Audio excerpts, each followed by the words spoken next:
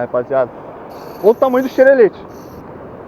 Pai, é um xerelete gigante. Não. Não é grande não, mas atrás tinha um grande.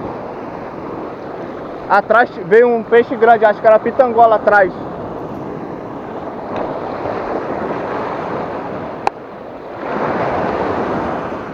Veio uma pitangola gigante atrás da graçainha, pai. Eu achei que era xerelete. Ah, rapaziada, graçainha boa. Veio um xerelete e uma pitangola gigante atrás. Vamos ver se a gente consegue pegar ela aí. Vamos pra